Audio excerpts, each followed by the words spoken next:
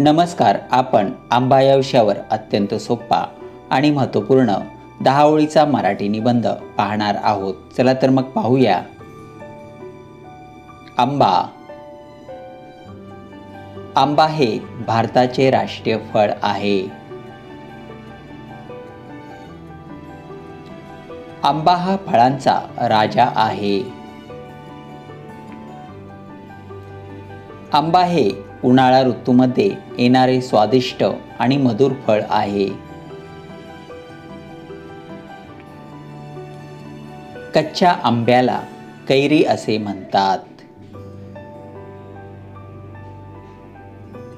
कैरी हिरव्या रंगाची असून चवीला आंबट असते. कैरीपासून चविष्ट लोणचे तयार करतात. पिकलेला आंबा पिवळ्या रंगाचा असतो. आंब्यापासून अनेक पदार्थ आणि पेये बनवतात.